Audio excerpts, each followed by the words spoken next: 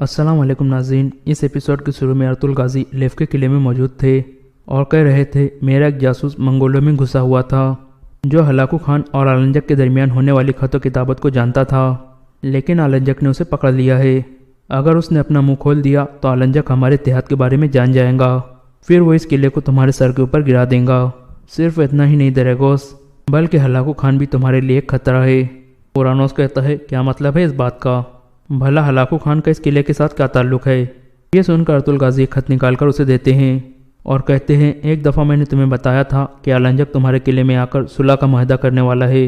ये वो खत है जो हलाकू खान ने उस वक्त आलंजक को भेजा था, लेकिन मैंने खत तब्दील करके आलंजक को नया खत भेज दिया था और तुम्हारे किले को बचा लिया था। ये हलाकू खान का असल खत है जिसमें लिखा है अगर किले वाले आलंजक के आगे हथियार न डाले तो लेफ के किले को ताकत से ले लिया जाए। अब यह खत तुम्हारे पास है, लेकिन हलाकू खान का हुक्म अभी भी कायम है।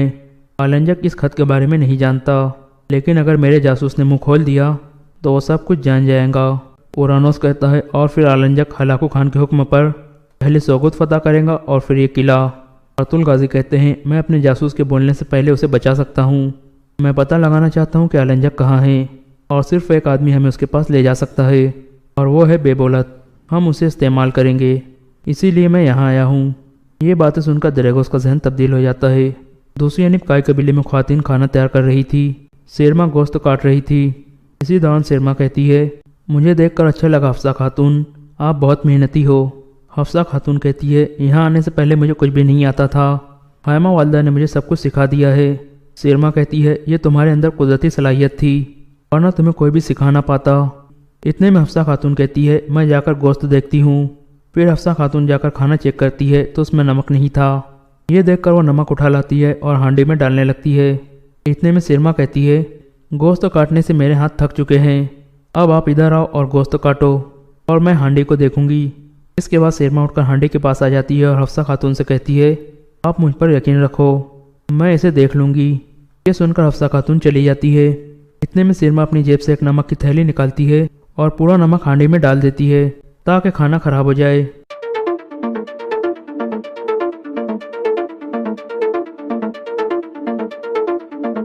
दूसरी यानी दरेगोस सामने आकर कहता है अर्तुल दोबारा मेरी तलवार से बचने में कामयाब हो गया।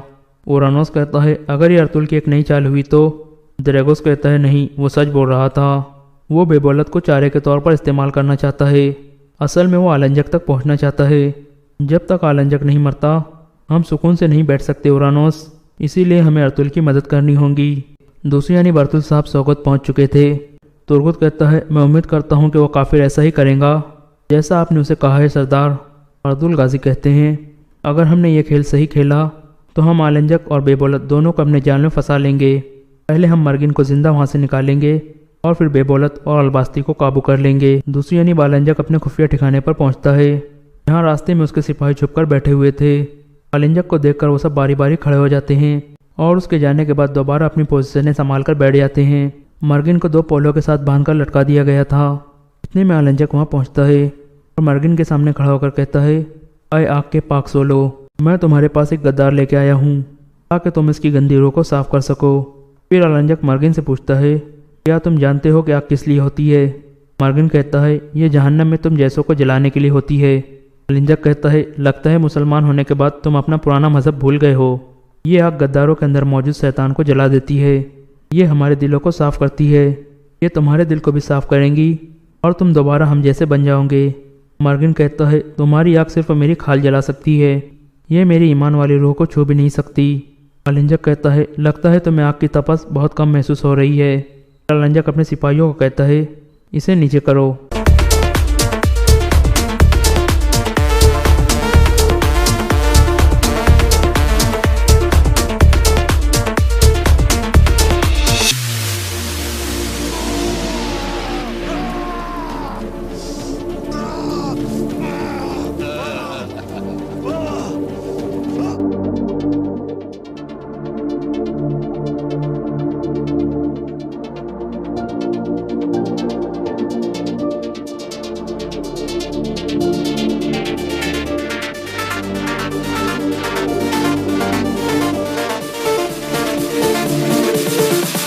फिर मर्गिन कहता है मेरी रूह फौलाद की बनी है आलंजक, آگ سے یہ مزید مضبوط ہو جائیں گی۔ یہ سن کر النجک اسے کوڑے مارنے لگتا ہے۔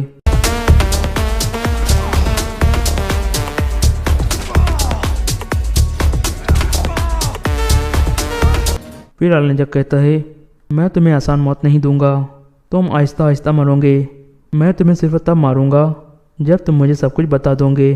دوسری جانب کائی قبیلے میں خواتین کھانا تیار کرنے میں مصروف تھی۔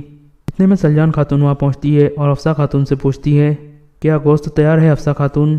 حفصہ خاتون کہتی ہے جی سلجان خاتون، مجھے امید ہے کہ لوگ اسے پسند کریں گے۔ سلجان خاتون اس کا شکریہ ادا کرتی ہے اور پھر کھانے کا ذائقہ چیک کرنے لگتی ہے۔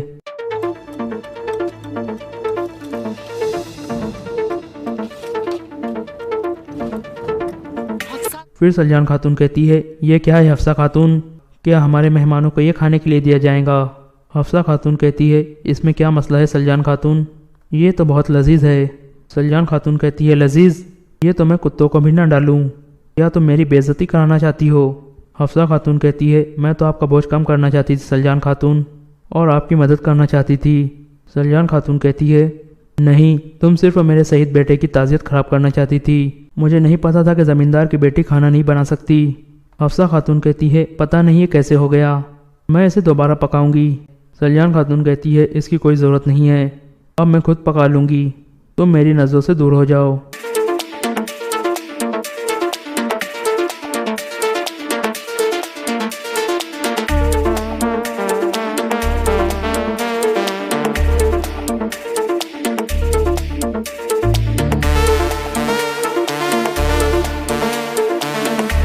یہ سن کر حفصہ خاتون روتے ہوئے وہاں سے چلی جاتی ہے۔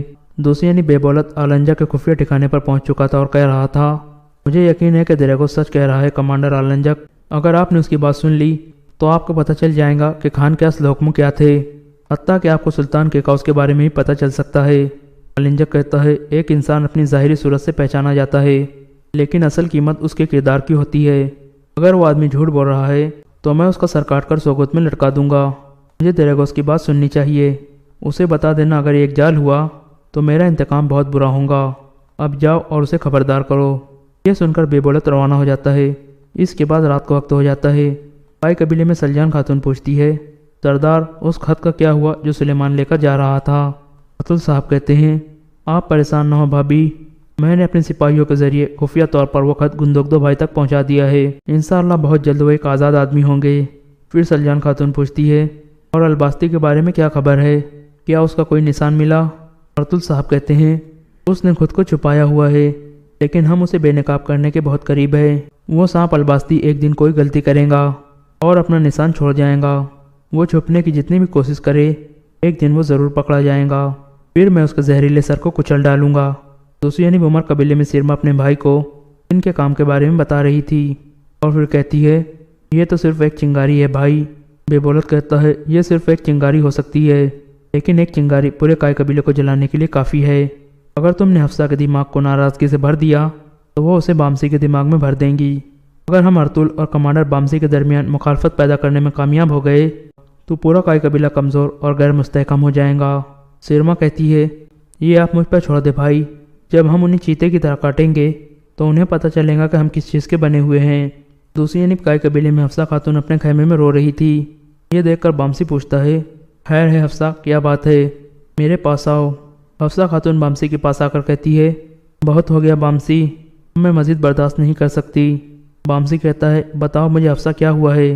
حفصہ کہتی ہے سلجان خاتون مجھے سکون سے نہیں رہنے دے رہی، وہ مجھے زمیندار کی بیٹی ہونے اور کائی والوں کا نہ ہونے کا طعنہ دیتی ہے۔ بامسی کہتا ہے وہ دکھ میں ہے حفصہ، وہ جلد جان جائیں گی کہ اس نے اچھا نہیں کیا، تم صبر کرو حفصہ۔ حفصہ کہتی ہے میں نے بہت صبر کیا ہے بامسی، لیکن پھر بھی وہ مجھے قبول نہیں کر رہی، وہ مجھے حقیر سمجھتی ہے۔ بامسی کہتا ہے اگر تم اتنے درد میں ہو حفصہ تو لازمی سلجان خاتون نے کچھ ایسا کہا ہوگا جس نے تمہیں بہت زیادہ دکھ دیا ہے، بتاؤ مجھے اس نے کیا کہا تھا؟ حفصہ کہتی ہے میں نے آج سلیمان کی تعزیت کے لیے کھانا تیار کیا تھا، اس میں نمک زیادہ ہو گیا تھا، جس کی وجہ سے وہ مجھ پر چلائی، میں نے کہا بھی کہ میں دوبارہ کھانا بناؤں گی، لیکن اس نے مجھے سب عورتوں کے سامنے کہا میری نظروں سے دور ہو جاؤ، اب بہت ہو گیا بامسی، میں یہ سب کیسے برداشت کروں گی؟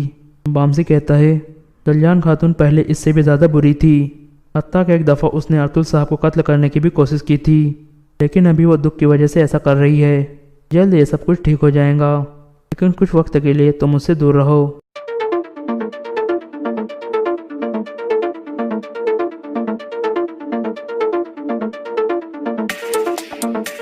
اسی دوران عثمان اپنے خیمے میں سو رہا تھا، اتنے میں اسے ایک خواب آنا شروع ہو جاتا ہے۔ وہ دیکھتا ہے کہ مرکزی خیمے میں ایک آدمی کھڑا تھا۔ پھر عثمان چل کر مرکزی خیمے میں آ جاتا ہے۔ سردار والی جگہ پر سلیمان صاحب بیٹھے ہوئے تھے۔ عثمان پوچھتا ہے آپ کون ہیں؟ سلیمان صاحب کہتے ہیں میں تمہارا دادا سلیمان صاحب ہوں۔ یہ سن کر عثمان آگے بڑھنے لگتا ہے تو آنکھ تیز ہو جاتی ہے۔ سلیمان صاحب کہتے ہیں رکو بیٹا۔ عثمان رک جاتا ہے۔ پھر سلیمان صاحب کہتے ہیں تم اس کے قریب نہیں آ سکتے جب تک تم یہ نہ سمجھ لو کہ تمہارے سامنے کیا ہے۔ یہ اختیار کا تحفہ ہے، حکمت کی کمی والوں کو یہ تحفہ نہیں مل سکتا۔ عثمان پوچھتا ہے اس کے پیچھے کیا حکمت ہے دادا جان؟ یہ چولہا کس چیز کو ظاہر کرتا ہے؟ سلیمان صاحب کہتے ہیں یہ چولہا تمہارے گھر کو ظاہر کرتا ہے بیٹا، جسے تم اپنے خون اور پسینے سے سیراب کرو گے۔ اگر تم نے اسے اپنے ایمان سے سیراب نہ کیا تو یہ شعلے ٹھنڈے پڑ جائیں گے۔ پھر عثمان پوچھتا ہے اس تلوار کے پیچھے کیا حکمت ہے دادا جان؟ سلیمان صاحب کہتے ہیں یہ طاقت کو ظاہر کرتی ہے بیٹا، جو مظلوموں کی حفاظت کریں گی اور پوری دنیا میں انصاف قائم کریں گی۔ یہ سن کر عثمان اس تلوار کی طرف بڑھتا ہے۔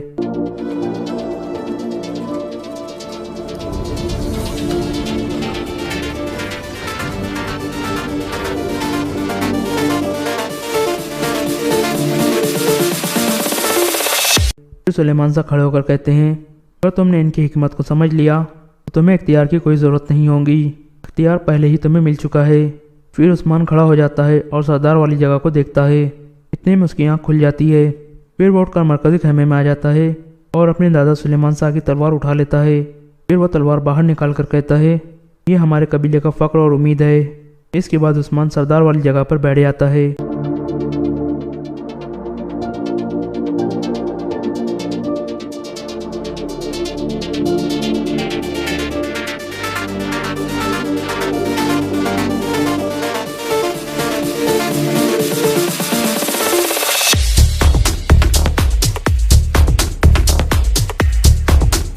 اور یہ ایپیسوڈ یہاں ختم ہو جاتا ہے۔ Story of Sultan Jalal Uddin Muhammad Khwaja Shah part 21۔ جمعہ کی نماز کے بعد ایک نوجوان نے ممبر پر کھڑے ہو کر حاضرین سے طاہر بن یوسف کا تعارف کرایا۔ طاہر تقریر کے لیے اٹھا۔ اتنے بڑے ہجوم کے سامنے وہ پہلی بار کھڑا تھا۔ قرآن مجید کی چند آیات کی تلاوت کے بعد اس نے جھجکتے ہوئے تقریر شروع کی۔ بغداد کے لوگ آئے دن مناظروں اور جلسوں میں بڑے بڑے جادو بیان مقررین کی تقریریں سن چکے تھے۔ تھوڑی دیر وہ بے توجہی سے بیٹھے رہے اور آپس میں کانا پھوسی کرنے لگے۔ اس جلسے میں ایسے لوگ بھی موجود تھے جو بغداد کی سب سے بڑی مسجد کے ممبر پر کسی اجنبی کا کھڑا ہونا اپنی توہین سمجھتے تھے۔ ایسے عوام بھی تھے جو یہ محسوس کر رہے تھے کہ کاش آج بھی کوئی مناظرہ ہوتا۔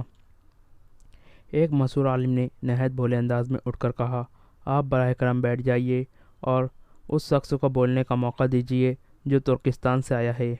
اس پر بعض لوگ ہنس پڑے، لیکن طاہر پر اس مذاق کا غیر متوقع اثر ہوا۔ اس نے ایک ثانیہ خاموش رہنے کے بعد پھر تقریر شروع کی۔ میرے دوست، یہ جگہ مذاق کے لیے نہیں، تاہم میں تمہاری زندہ دلی کی داد دیتا ہوں۔ کاش تم میدان جنگ میں بھی اسی قدر زندہ دلی کا ثبوت دے سکو۔ میں یہاں اپنی تقریر کی داد لینے کے لیے نہیں آیا، نہ میں مقرر ہوں اور نہ داستان گو۔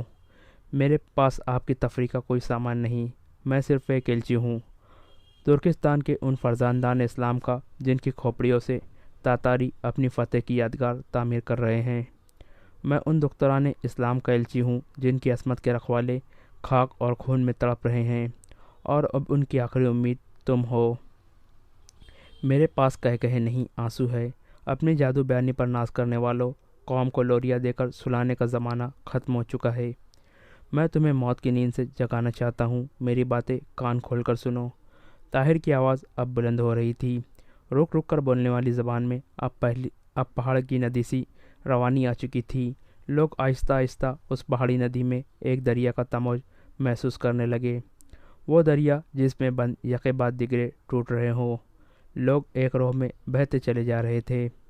وہ ماضی کے نقاب اٹھا کر اس بھولی ہوئی منزل کی طرف اشارہ کر رہا تھا کر رہا تھا جہاں سے صحرا نسیان عرب نے تسخر عالم کا ارادہ باندھ کر نکلے تھے۔ وہ تاریخ کے ورق الٹ کر ان مجاہدین کی داستان سنا رہا تھا جنہوں نے مشرق و مغرب میں اسلام کا بول بالا کیا تھا۔ وہ مستقبل کے پردوں میں چھپے ہوئے طوفان کی طرف اشارہ کر رہا تھا اور لوگ دم بخود ہو کر سن رہے تھے۔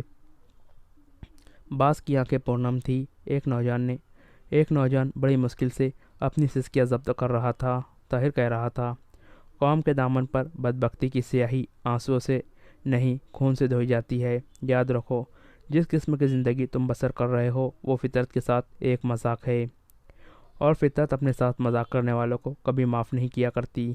مسلمانوں کی نشانی یہ تھی کہ وہ کفار کے مقابلے کے لیے ایک سیسا پلائی دیوار بن جاتے تھے، لیکن آج جب کہ کفر تمہارے خلاف اپنی تمام طاقتیں منظم کر رہا ہے، تمہارے عالم تمہیں بغداد کے چوراہوں پر جمع کر کے ایک دوسرے کا سر پھوڑنے کا مشورہ دیتے ہیں۔ اس پر ایک شخص جو بغداد کے ایک گروہ کا نامور مناظر سمجھا جاتا تھا اٹھ کر کھڑا ہو گیا اور چلایا، میں بصد ادب و احترام یہ پوچھنے کی جرات کرتا ہوں کہ آپ کس فرقے سے تعلق رکھتے ہیں؟ طاہر نے اسے بیٹھنے کا اشارہ کرتے ہوئے کہا، میں ایک مسلمان ہوں۔ کس قسم کا مسلمان؟ اس نے پھر سوال کیا۔ طاہر نے اچھل کر جواب دیا، تم 100 سال سے مسلمانوں کی قسمیں گن رہے ہو، لیکن آج تک اصلی اور نقلی، سچے اور جھوٹے کا فیصلہ نہیں ہو سکا، اور اس کی وجہ یہ ہے کہ تم دوسروں کو اسلام کی کسوٹی پر پرکھتے۔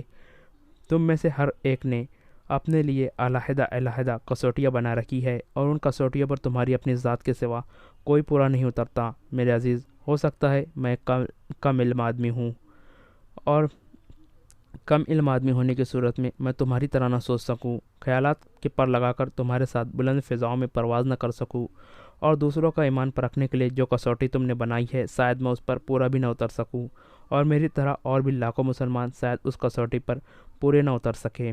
لیکن تم اگر خوارزم کے کسی میدان میں میرے ہم رکاب ہوتے اور وہاں یہ سوال کرتے کہ میں کس قسم کا مسلمان ہوں، تو میں تمہیں یہ جواب دیتا کہ سامنے چند قدم پر مومن کے ایمان کی کسوٹی موجود ہے۔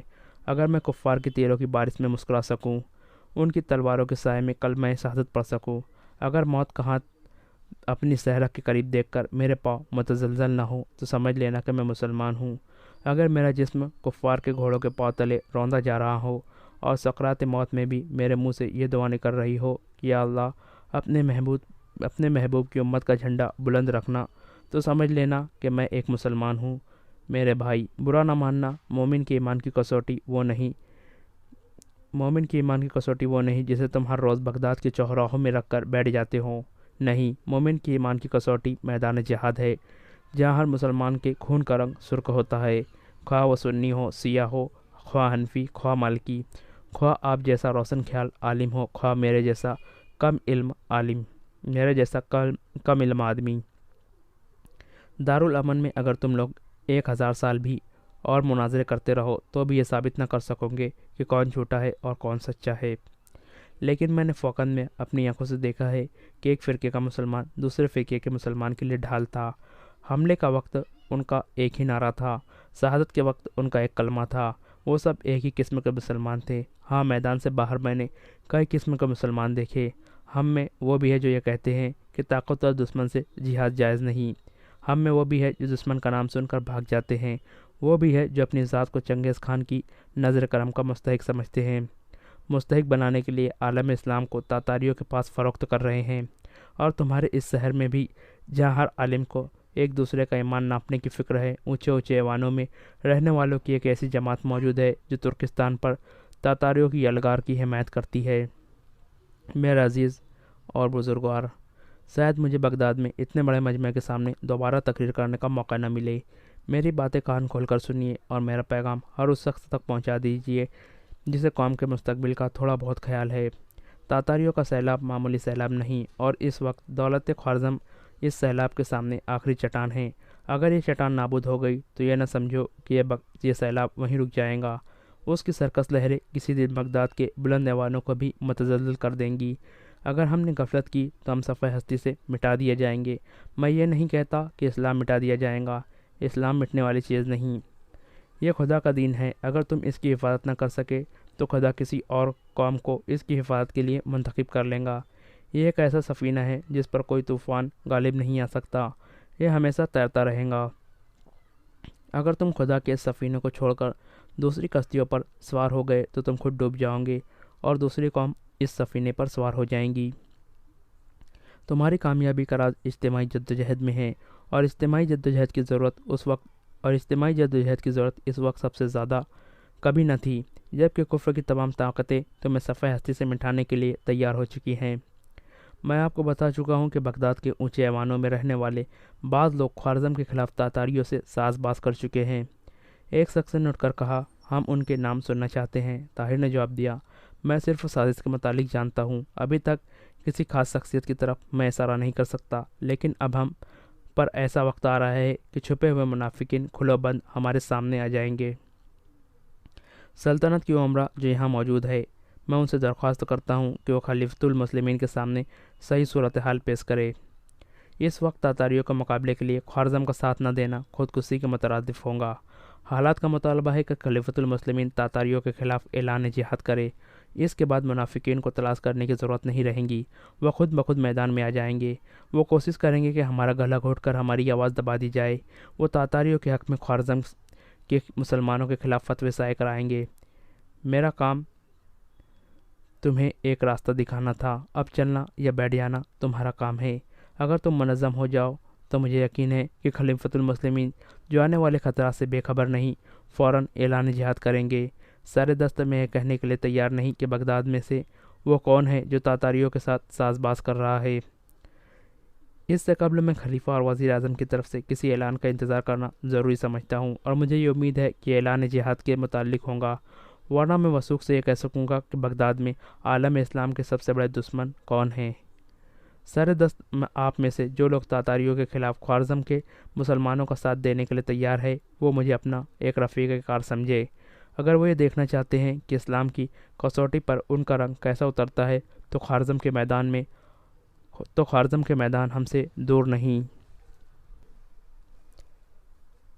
چند دنوں کے بعد وزیر اعظم کے محل میں ایک کشادہ کمرے میں امرائے سلطنت تازہ صورتحال پر تبصرہ کر رہے تھے۔ طاہر بن یوسف کی تقریریں موضوع بحث تھی۔ ایک عہدیدار نے کہا، وہ ایک دیوانہ ہے، اس کا علاج اس کے سوا کچھ نہیں کہ اسے گرفتار کر لیا جائے، اور جب خلیفہ کا حکم بھی یہی ہے تو ہمیں اس سے انکار سے کام نہیں لینا چاہیے۔ دوسرے نے کہا، اس نے کسی ایک شخص پر الزامات نہیں لگائے ہیں، لیکن بغداد کے لوگوں کی نظروں میں ہم سب مجرم ہیں۔ اس کا تدارک فوراً ہونا چاہیے۔ ہمارے لیے سب سے زیادہ تعجب کی بات یہ ہے کہ بغداد کے ہر فرقے کے افراد اس کے گرد جمع ہو رہے ہیں۔ گزشتہ 40 برس سے میں نے شیعہ اور سنی کو ایک ساتھ چلتے نہیں دیکھا، لیکن اب یہ سنا ہے کہ ان کے مکان کے ایک دروازے پر شیعہ پہرا دے رہا ہے تو دوسرے دروازے پر سنی۔ گزشتہ سب چوک مامونیہ میں مناظرہ ہونے والا تھا، میں خود وہاں موجود تھا۔ اس نے قبل از وقت وہاں پہنچ کر تقریر شروع کر دی، اور شاید گزشتہ 2 صدیوں میں یہ پہلا موقع تھا کہ ایک شخص تمام فرقوں کو کوس رہا تھا اور سامعین خاموش تھے۔ اور جب اس نے یہ سوال کیا کہ تم اب بھی مناظرہ سننا چاہتے ہو تو اکثر نے نفی میں جواب دیا۔ اس کی تقریر کے بعد سے زیادہ عجیب بات یہ تھی کہ شیعہ اور سنی ایک دوسرے سے بغل گیر ہو رہے تھے، اس لیے ہم اسے دیوانہ کہہ کر اپنے آپ کو دھوکہ دیں گے۔ اگر اسے اس وقت گرفتار کیا گیا تو بغداد کی عوام ہمارے متعلق یہ سمجھنے میں حق بجانب ہوں گی کہ ہم واقعی کسی سازش کے انکشاف سے ڈرتے ہیں، اور مجھے یہ خدشہ ہے کہ پرامن طریقے سے گرفتار ہونے کے لیے تیار بھی نہ ہوں گا۔ ہمیں جلد بازی کی بجائے تدبیر سے کام لینا چاہیے۔ نیا وزیر خارجہ محلب بن داؤد، جو اس سے قبل وحید الدین کا نائب رہ چکا تھا، ایک نوجوان تھا۔ لوگ اس کے علم کے معترف تھے اور اس کے متعلق یہ بات مشہور تھی کہ وہ بہت دور کی سوچتا ہے۔ وزیر اعظم نے اس کی رائے دریافت کی تو اس نے کہا، میرے خیال میں ہمیں پہلی تقریر کے بعد ہی اسے گرفتار کر لینا چاہیے تھا۔ اب اس نے ہماری کوتاہی سے فائدہ اٹھا کر احمقوں کی ایک بہت بڑی جماعت کو اپنے ساتھ ملا لیا ہے۔ اب اس پر ہاتھ ڈالنا خطرناک ضرور ہے، لیکن بغداد کو بغاوت سے بچانے کے لیے ہمیں یہ خطرہ مول لینا پڑے گا۔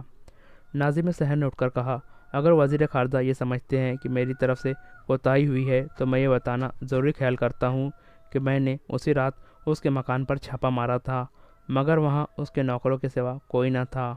اگلی رات مجھے جاسوسوں نے پتہ دیا کہ وہ شہر کی ایک مسجد میں ہے۔ میں نے 2 سپاہی وہاں بھیجے، لیکن اس کی حفاظت کے لیے وہاں تقریباً 3000 نوجوان موجود تھے۔ وزیر خارجہ نے کہا۔ لیکن ہمارے پاس سپاہیوں کی کمی بھی تو نہیں۔ وزیر اعظم نے جواب دیا، ہمارے سپاہیوں اور افسروں میں سے بہت سے لوگ اس کے طرفدار بن چکے ہیں۔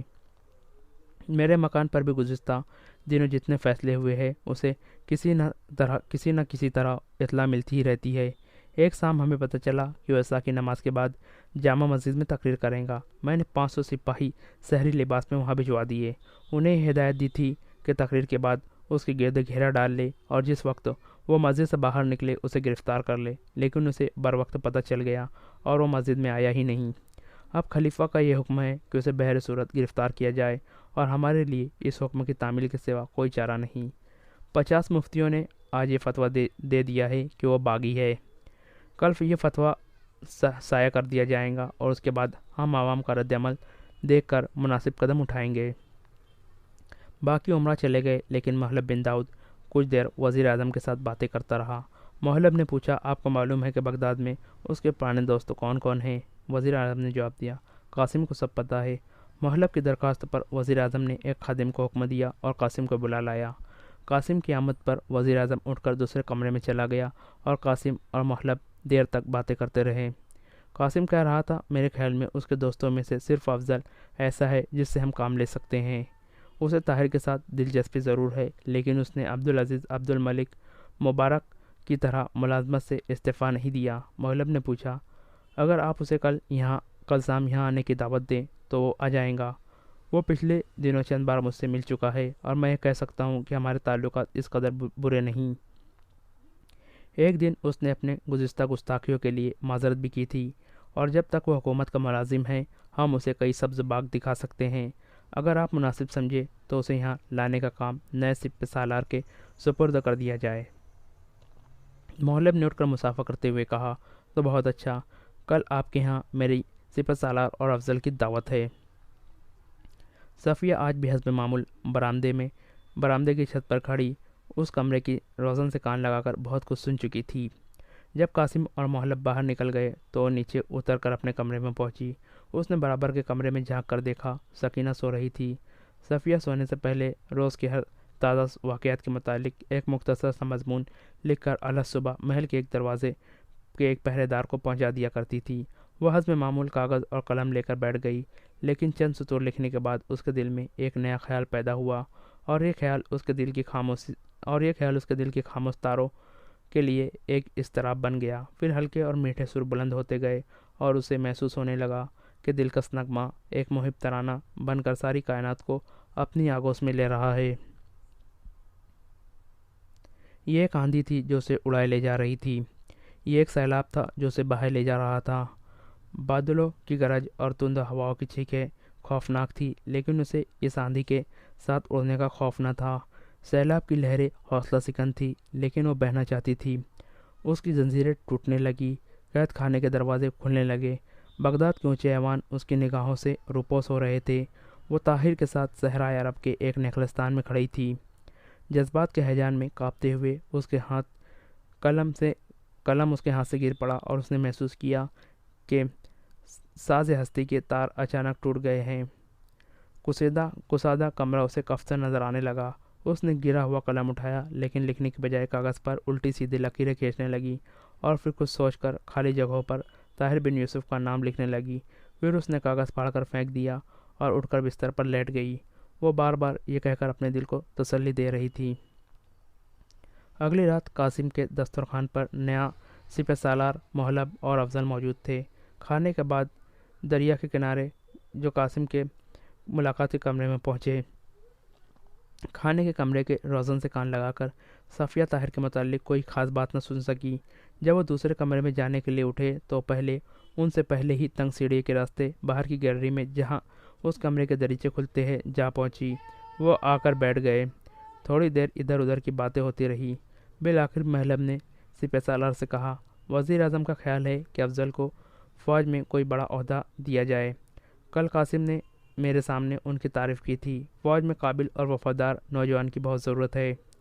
وزیر اعظم کو عبدالعزیز اور عبدالملک سے بہت امید تھی، لیکن میں نے سنا ہے کہ وہ مستعفی ہو کر طاہر بن یوسف کی حمایت کر رہے ہیں۔ سپہ سالار نے کہا، وزیر اعظم چاہے تو ان کی حوصلہ افزائی کے لیے تیار ہیں۔ محلب نے کہا، اس کے علاوہ ہمیں مصر کے لیے نئے سفیر کی ضرورت ہے۔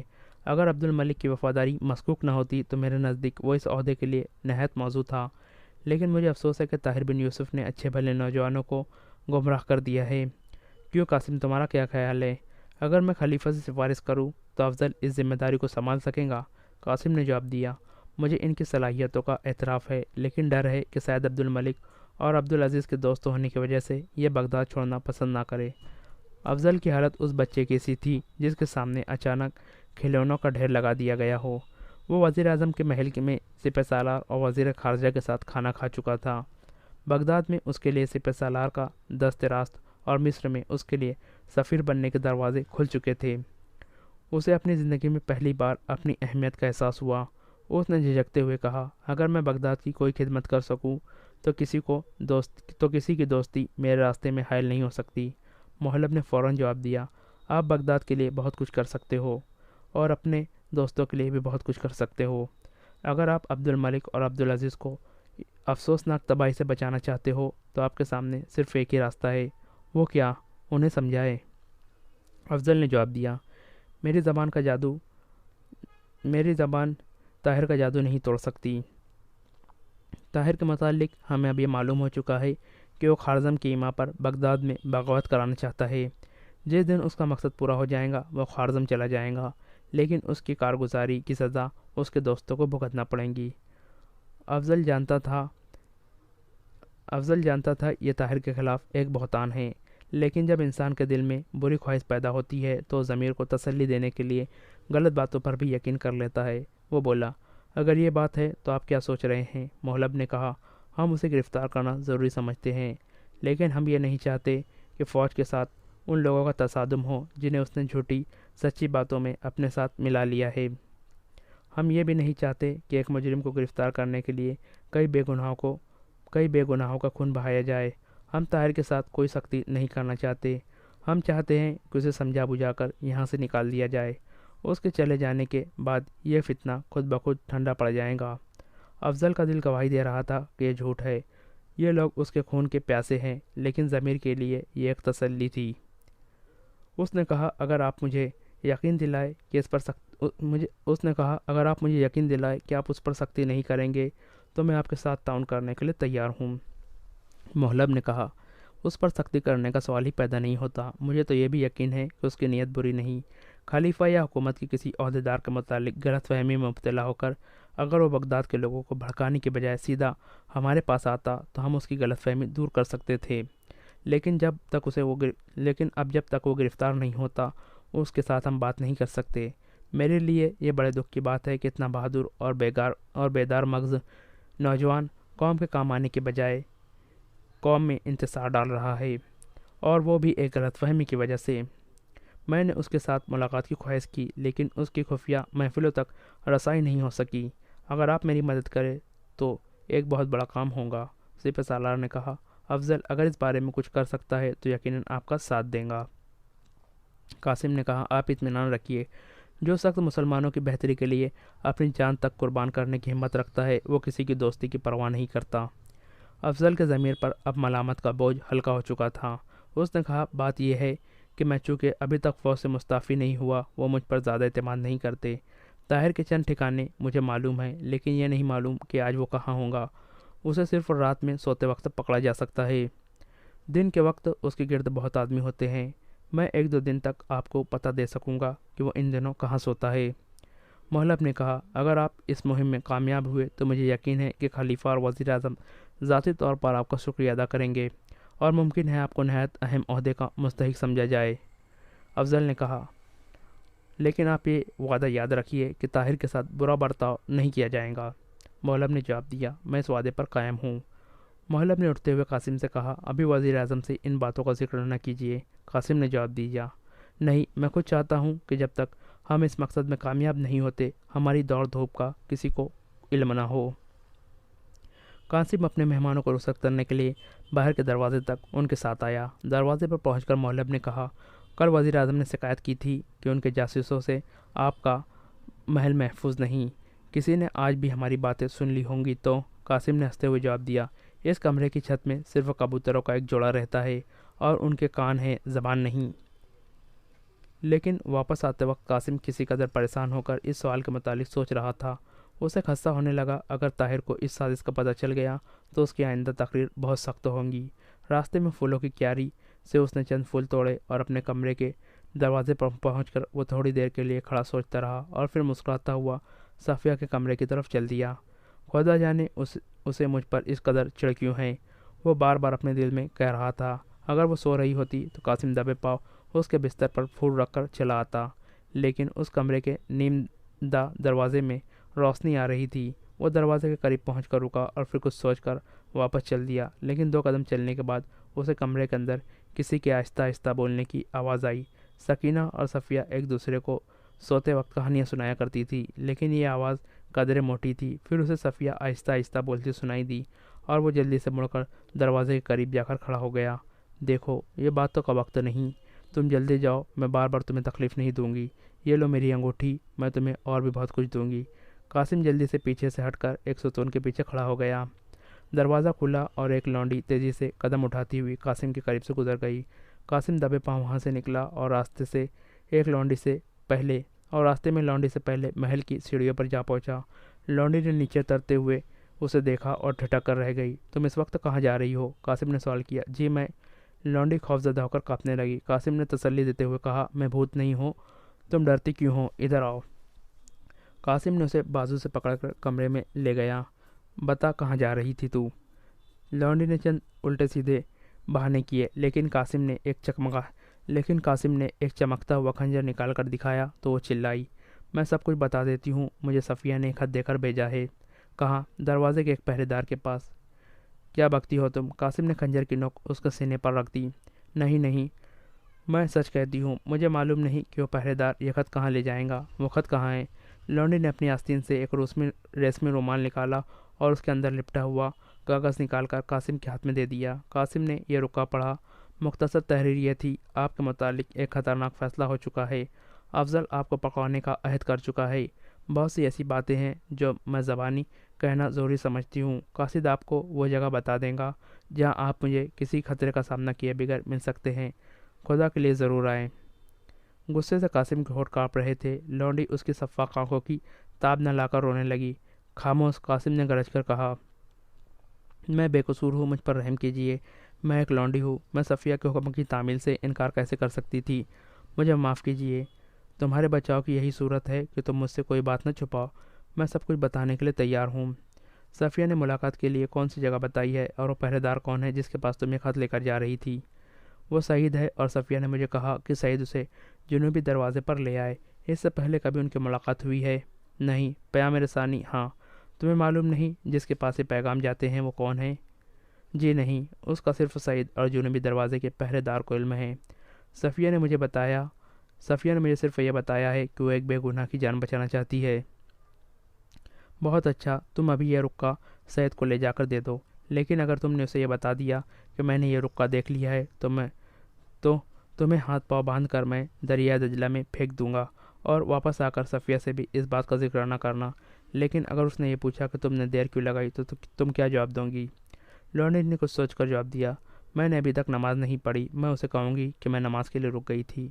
تم بہت ہوشیار ہو، یہ لو، تمہیں اور بھی بہت کچھ ملے گا۔ قاسم نے چند سنہری سکے اس کے ہاتھ پر رکھ دیے۔ سعید نے بغداد کی گنجان آبادی کا ایک تنگ گلی میں سے گزرنے کے بعد ایک پرانے مکان کے دروازے پر دستک دی۔ ایک شخص باہر نکلا اور سعید کو پہچان کر ایک اور تنگ گلی میں لے گیا۔ کوئی ضروری پیغام ہے؟ اس نے راستے میں سوال کیا۔ نہایت ضروری۔ تھوڑی دیر بعد وہ دونوں ایک 6 منزلہ مکان کے دروازے پر رکے اور سعید کے ساتھی نے 5 دفعہ تھوڑے وقفے کے بعد دروازہ کھٹکھٹایا۔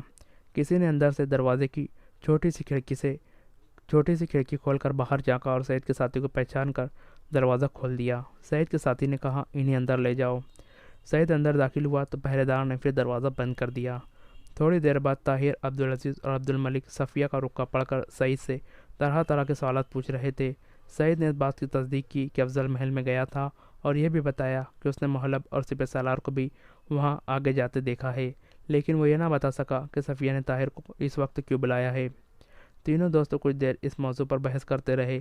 عبدالعزیز کی رائے یہ تھی کہ سپہ سالار، وزیر خارجہ اور وزیر اعظم نے افضل سے ہمارے ٹھکانے معلوم کرنے کے لیے یقیناً کوئی خطرناک فیصلہ کیا ہوگا، اور صفیہ ایک عورت کی طرح آپ کے مقصد سے آپ کی جان کو زیادہ قیمتی خیال کرتی ہے۔